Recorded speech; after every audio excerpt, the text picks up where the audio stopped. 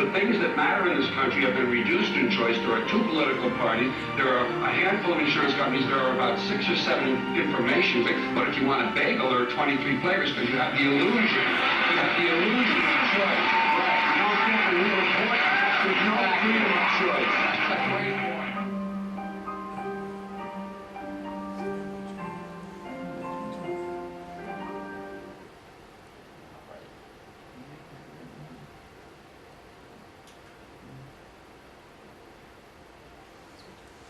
Now, we've done some things, we talked about some things dealing with health, and I always like to do a little warm-up with health and technology, all right? But I want you to see this,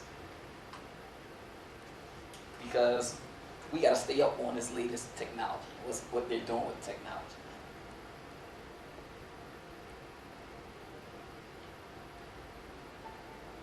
Moreover,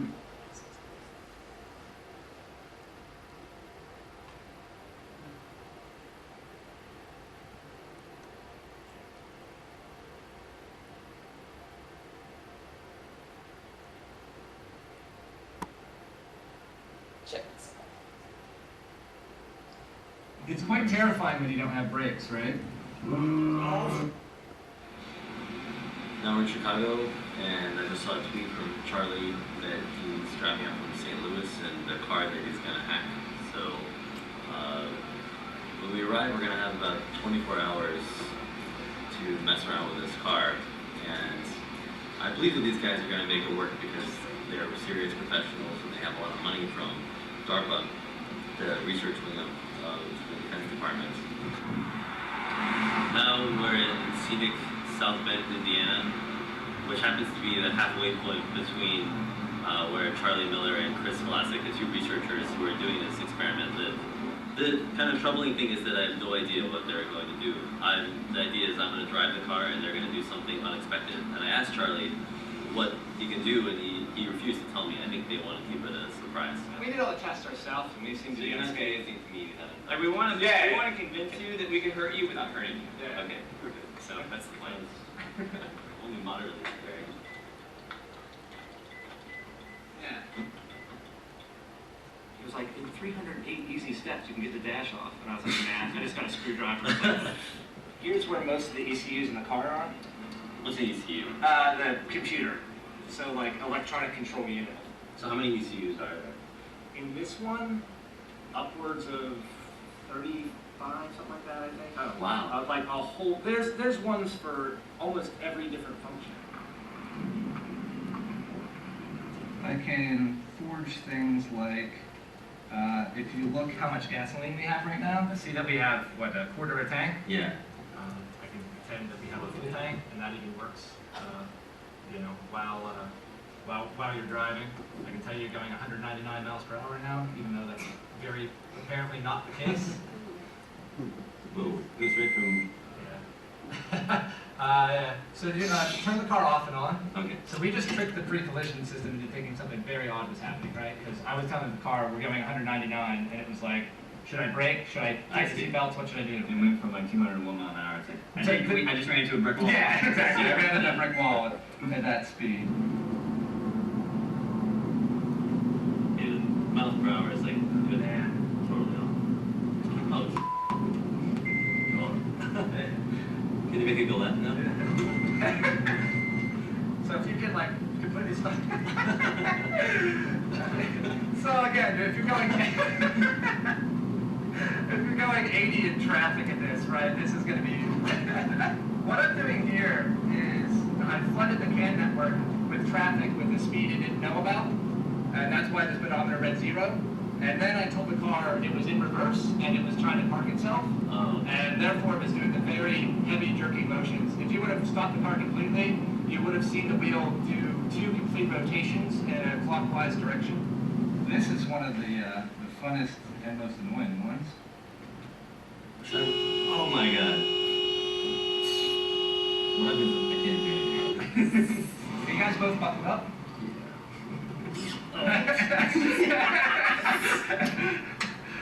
So I can forge that you're about to be in a wreck. That is like not dangerous, but still. Oh, it's It's quite terrifying when you don't have brakes, right?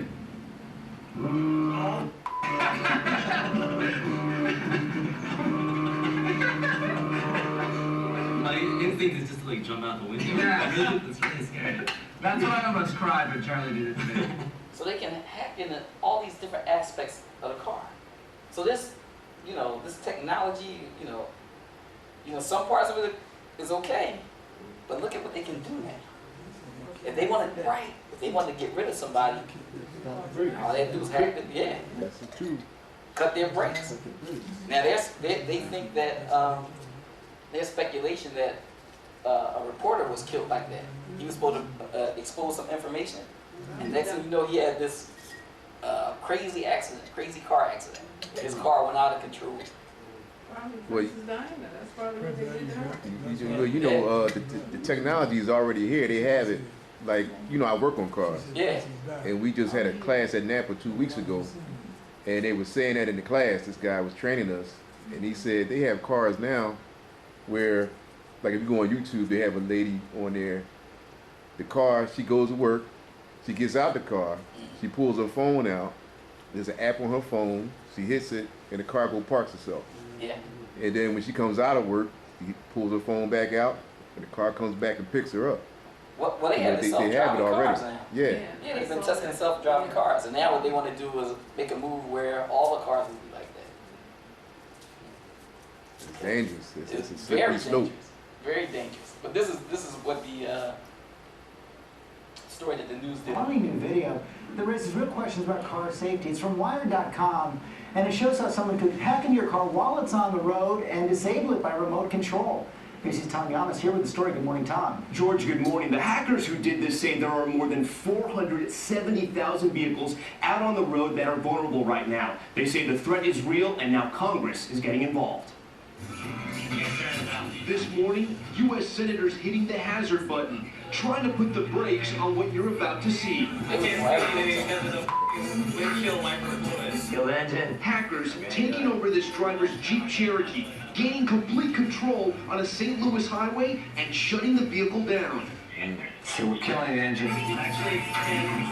This is not science fiction. Wired magazine posting the video and report on their site, exposing the terrifying new danger some drivers now face. It's very unnerving to lose control of your car on the highway. The hackers able to get into the driver's seat through the car's Wi-Fi system called Uconnect. And if that's not scary enough, watch what they do here. Okay, hold on tight. Hold on. Oh. They remotely disable the brakes, the Cherokee sliding uncontrollably into a ditch. Fiat Chrysler Automobiles, which makes the Jeep Cherokee, tells ABC News that they're aware of the problem and released a software update that offers customers improved vehicle electronic security and communication system enhancements. Just yesterday, U.S. Senators Ed Markey and Richard Blumenthal introducing legislation that would create a rating system for consumers, letting them know how protected their cars are from hackers. In the wrong hands, this tool could be used by malicious hackers, certainly to hijack a vehicle. But there is some reassuring news here. Wired reports the hackers have shared their information with the manufacturers of the Jeep Cherokee to improve their security, so hopefully that works. But Robin, get this, the Wired writer tells us the hackers gave him few instructions before taking over his car, including don't panic. Yeah, right. Yeah, easy to say. You got that right, Tom. Crazy. But now, see, these people that are in control of this system, they're trying to use technology to be God. Okay? Now, check this out. I don't know if any of you saw this clip. But, yeah, turn it off. Yeah, it's a little chilly. Yeah. Now, where is it at? Oh, it's over there.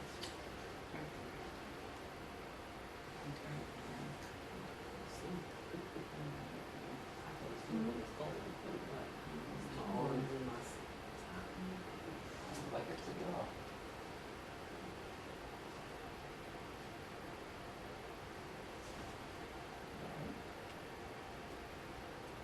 I don't see what you I thought that switch was it.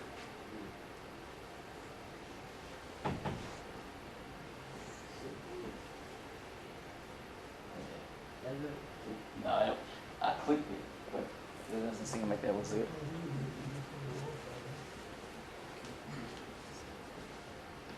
But now, let's look at the television, smart TV, right? They got everybody running out and get these smart TVs, but watch the capability that they have with the smart TV. What's really eye-opening here is you watch your TV, but with this hack, your TV can watch you. Show us how that works. So one of the things that we were able to do with the Smart TV platform was actually abuse the browser to the extent that we could actually gain access to the camera that's built into the TV. Right. And so what we can prove here is that with a little bit of extra code, we can turn the camera on in your browser. Wow. And while this is evident to you right here because we've designed it that way, this is something that we can do invisibly and actually have the camera running behind the web page that you're looking at. So what this means is I could be sitting here watching TV from my bedroom, and you could be anywhere in the world looking at this image of me watching. Yep, I could be sitting on a laptop in a cafe in Paris, and as long as I have a network connection, I'd be able to get into your TV and access the camera. The kind of That's why they were so invested in everybody getting those boxes and changing the signal. Okay, so they would be able to do this stuff. So now these are just hackers. So imagine what our government can do with it. What they aren't doing. Right. Exactly. About it is that it doesn't actually give any indication that the camera's on, and there's no little LED that shows up when the camera's on. So it could actually be watching you and you never even know. What is a smart TV, and why is it a playground essentially for hackers? Right. It's a computer. So instead of just being, a tube and some other electronics, now it has a web browser and it has, a lot of devices are running Linux. But the real danger is when people start using smart TVs for things like online banking, we can take a popular bank address and translate that into a different IP address to a site that directs to a site that we control. So it may look like your bank's login, but you're actually entering a username and password that goes to us instead of your bank. In a statement to CNN Money, Samsung says it takes consumer privacy very seriously. The camera can be turned into the bezel of the TV so that the lens is covered or disabled by pushing the camera inside the bezel. The TV owner can also unplug the TV from the home network when the smart TV features are not in use. As an added precaution, we also recommend that customers use encrypted wireless access points when using connected devices. For those of us who are a little freaked out and maybe don't trust all these updates, what's the easiest fix? So one of the things that you can do with the smart TV, which you can also do with your laptops, is just cover up the camera. Put a little Post-it note over it, a piece of tape, and next time that you want to Skype with your family, just take it off. Yeah, that's what I did. Now. But they could do your cell phones like that too, couldn't it? Yeah. Yeah. But see, the thing is that what a lot of people didn't know is that they could, with your cell phones, say if you were sitting with some of your girlfriends, y'all sitting around having lunch or whatever, they could actually turn your phone on and listen to your conversation. Okay. I mean, well, listen to it. They had to turn on. They could just listen to your conversation. Okay. And the thing is that they said the way to get away from that was just to remove your battery, take your battery out your phone. But now they're making the phones with what? You can't take the battery out. Yeah, because this phone you can't. Right. You can't remove the battery. Yeah, right. It's all. So right. Case. So they could be. I mean, just ordinary citizens can just get a program. And they have your phone for less than 5 minutes. They can install something on there, and they can get all of your text messages, all of your phone conversations. Now, I'm going to show you one more thing with the television, and this is.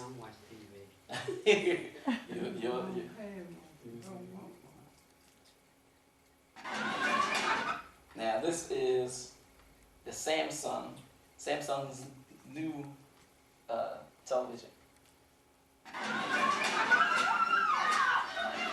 Christmas is fast approaching. That means millions of people are going to be burning through their savings, lining up just to get their hands on the latest technology, completely oblivious to the fact that they are actually paying to have their private conversations recorded and shared with third parties. Take the new Samsung Smart TV. The amount of data that this thing collects is staggering. Just see what you want. Finest action invention. It logs where, when, how, and for how long you use the TV. It sets tracking cookies and beacons designed to detect when you have viewed particular content or a particular email message. It records the apps you use, the websites you visit, and how you interact with content.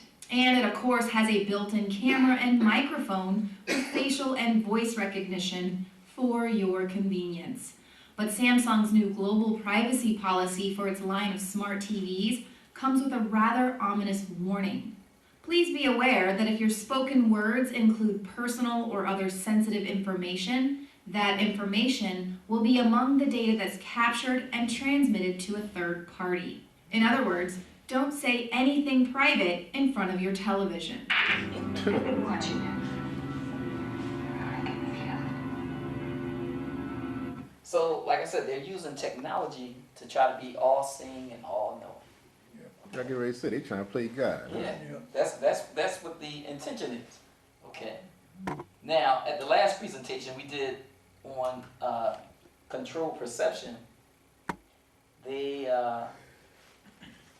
heard a guy, Aaron Russo, and he was talking about what the ultimate goal is of the elite. You know, what's their goal? What are they trying to accomplish? Control. All right, now watch. He was good friends with one of the Rockefellers, and the Rockefeller, you know, diverged some interesting information to him. All right. Now this guy, Aaron Russo, he was a movie producer. He did movies, the Trading Places movie, and he did a movie with, I think, with Bette Midler. Okay. But listen to what he has to say.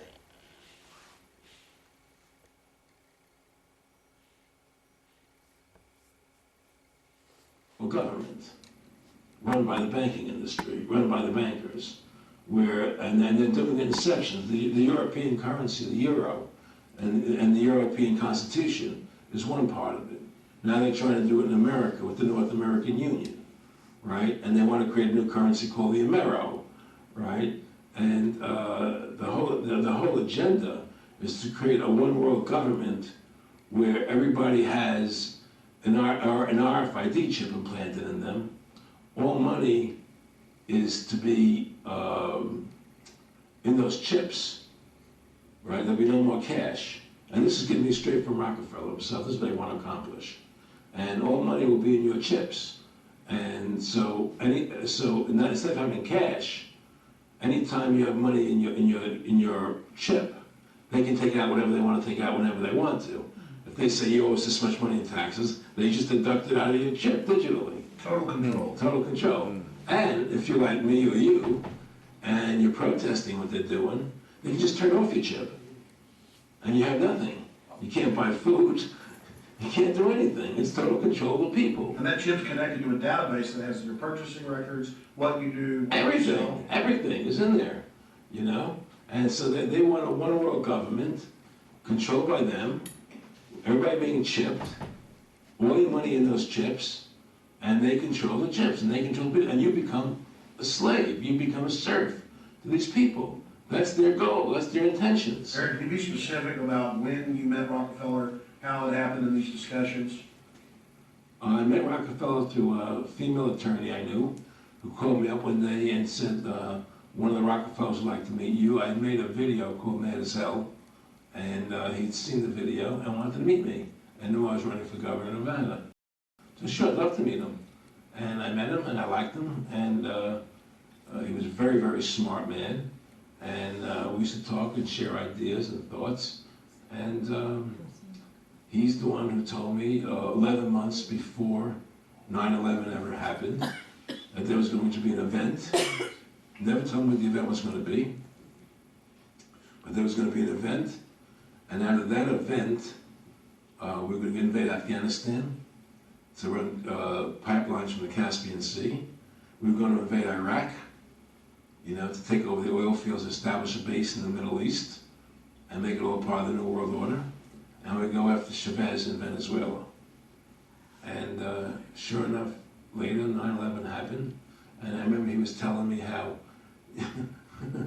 how you're gonna see soldiers looking in caves for people in Afghanistan and Pakistan and all these places, and there's gonna be this war on terror, which is no real enemy, and the whole thing is a giant hoax, you know, but it's a way for the government to take over the American people. He told you it was going to be a hoax. Oh yeah, oh yeah, there's no question. He says, there's going to be war on terror, and he's just laughing. There's no, who are we fighting? I mean, why do you think 9/11 happened, and then nothing's happened since then? Do you think that our security is so great here that these people who pulled off 9/11, who were able to can't knock down another plane? Come on, it's ridiculous. 9/11 was done by people in our own government and our own banking system to perpetuate the fear of the American people into subordinating themselves to anything the government wants them to do. That's what it's about, and to create this war, this endless war on terror. And that's why and that was the first lie. And the next lie was going into Iraq, you know, to get Saddam Hussein out with his weapons of mass destruction. And see, they use terrorism as fear mongering. Okay? What does Allah tell us? We only fear Allah. Okay? Don't be fearful of anything else. But now people are giving up their freedoms easily, you know, because they're scared of these terrorists. Another thing that he said that the way that you know that the war on terror is phony is that they haven't secured the borders with Mexico. So if it was these terrorists, they could easily come through Mexico. That's right. Okay? So, you know, all of this is like it's a puzzle. And you get the pieces of the puzzle and you start putting these things together. And you start to understand the system. Okay? And it's very important that we understand this system because we're being continuously indoctrinated. You know, that's why they want your kids at an earlier age now. In the schools, they want them to, you know, these preschools and all that stuff, so that they can indoctrinate them into the system. Okay? And one of the goals is teach them homosexuality is okay. Okay? So that's, you know, there's a lot going on, and we're not paying attention because we're too entertained. We're so caught up, you know, with these entertainments, you know, and entertainment is another definition for entertainment is distraction. They're distracting us. Okay? You got people watching Empire and all of this old foolishness, you know. But that garbage, our young children are watching, eating it up. So now they feel it. They see this, you know, this stuff going on. They think it's all right. They think it's normal. Okay? So the children, you know, I see the children in school there. They're trying out homosexuality. Okay? I'm talking about as early as 5th and 6th grade. Okay? So, you know, we really have to start, you know, getting into the Quran and teaching our children. Because, you know, that's the protection for us against this. You know, Allah has given us this Quran and we got to use it. You know, sometimes I hear people quote Hadith more than they quote Quran. And it's like, wait, what's going on? The Quran is the word of Allah. That's right. And Hadith is from man. And in the Quran, Allah tells you, anything that's not from Allah, in it you'll find many discrepancies and contradictions. So we have to be careful. I'm not saying that all Hadith is bad. No, that's not what I'm saying. What I'm saying is that we have to be careful, you know, when we look at certain things because we're dealing with the word of man. And it's not me saying it, Allah says it, you know. So I want you to hear one more piece that he says, but what he says about women's lib. I want you to check this out because it's pretty interesting. Next slide. Now, specifically, this was a little over 6 years ago. This was 11 months before 9/11. Yeah. And Nick Rockefeller, who's a lawyer, he's become your friend over the previous years, and he's saying to you that it's going to be this big event, and then out of that we're going to have a war on terror, and it's just going to go on and on. Right. An endless war on terror without any real enemy. That you can never, so you can never define a winner. And did he say that it's going to be perfect because you can't define an enemy? It just goes on Yeah, and on? because you can't define a winner. There's no one to beat, so it goes on and on forever. And they can do whatever they want. They scare the hell out of the American public. Look, this whole war on terror is a fraud. It's a farce. It's very difficult to say it out loud because people are intimidated against saying it. Because if you say it, they want to make you into a nutcase. But the truth has to come out. That's why I'm doing this interview. The fact of the matter happens to be that the whole war on terror is a fraud. It's a farce. There's a war going on in Iraq because we invaded Iraq. And people over there fighting, you know. But the war on terror, that's a joke, you know. And until we discover what really happened on 9/11 and who was responsible for 9/11, because that's where the war on terror emanates from. That's where it comes from. Because remember, before 9/11, they couldn't pass the Patriot Act. Okay? But once they created, you know, that horrible event, they were able to pass the Patriot Act. Now, yeah, okay, you know, we'll pass it now. Okay? So, but it's following the same protocol that Hitler did. Hitler did the same thing in his country, in Germany. You know, he set fire to one of his own buildings, blamed it on terrorists, and then created something called the Enabling Act, which allowed them to take away their freedoms. Okay, but they're following the same thing. Allow this war on terror to begin. And until we get to the bottom root of 9/11, the truth of 9/11, we'll never know about the war on terror. Aaron, you said that he was, and I think it's important, and I know this about the Rockefellers from Dr. Dennis Cuddy and many others, he'll be 20 years old in a lunch line at college, and there's David Rockefeller.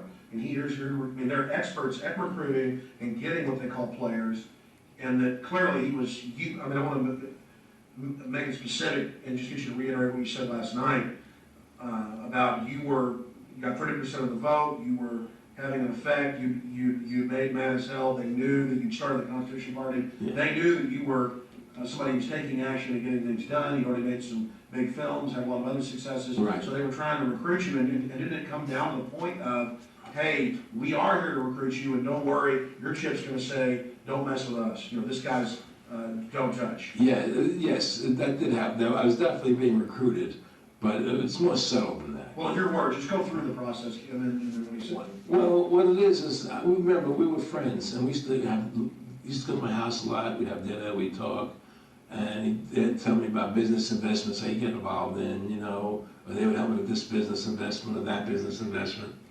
And was I interested in joining the Council on Foreign Relations? You know, I would have to get a letter to join them, but was I interested in that? And, you know, just stuff, you know, leading you on. And I used to say to them that I never really did that because that wasn't where I was coming from. You know, as much as I like you, Nick, you know, your ways and my ways, we're on the opposite side of the fence. You know, I don't believe in enslaving people. You know, and he would come back with, oh, I do? Or? Well, it would be more like, you know... It's better for them. Well, it's more like, you know, how do I put it? It was like, what do you care about them? What do you care about those people? What difference does it make to you? Take care of your own life. Do the best you can for you and your family. What do the rest of the people mean to you? They don't mean anything to you. They're just serfs, they're just people. You know, it was just a lack of caring, you know, and that's just not who I was. It was just sort of like cold, you know, it was just like cold, you know, and I used to say to them, what's the point of all this?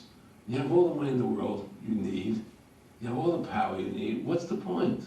You know, what's the end goal? And he said the end goal is to get everybody chipped, to control the whole society. To have the bankers, the elite people, you know, the bankers and some governor controlling the world. And I said, do all the people in the Council on Foreign Relations believe this way you do? He said, no. You know, most of them believe they're doing the right thing. A lot of them believe it's better off being socialistic. You know, we have to convince people that that socialism is really capitalism. Because America's becoming a socialist country. It's a communist country today. Well, one of the things they told me was that he was at the house one night, and We were talking, and he started laughing. He said, Aaron, what do you think women's liberation was about? And I said, I'm pretty conventional thinking about it at that point. I said, I think it's about women having the right to work. So let me ask somebody here, what do you think that Women's Lib was about? What was that movement about? Anybody? Well, I was under the impression that at the time, I mean, I was relatively young, but suburban white women rebelled or something. They wanted more. It was a combination of things, I think, too. They wanted to be more in the forefront and less home, and you know, they had everything at home materially, but they wanted to, you know, and they felt they were not being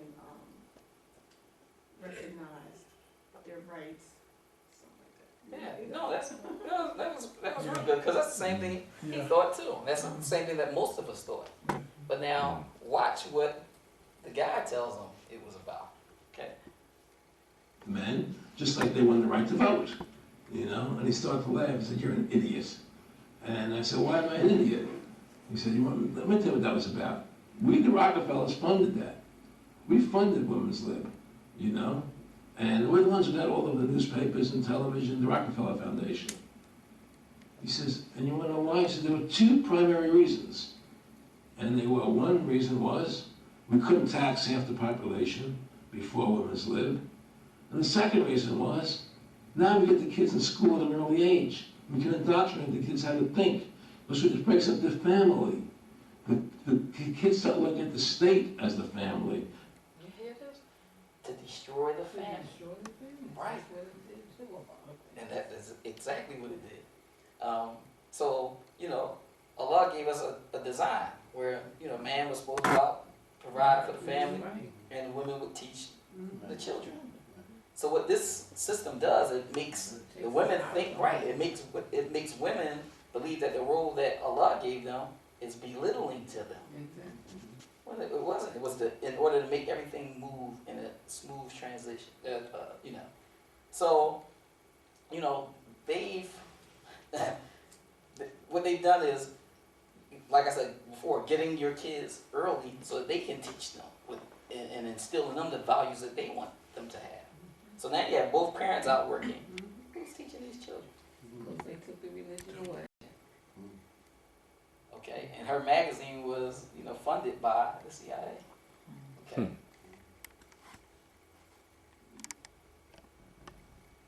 So I'll stop that here. But now, I showed you that in order for you to see this and appreciate this next thing. All right? Because, let me see how we are.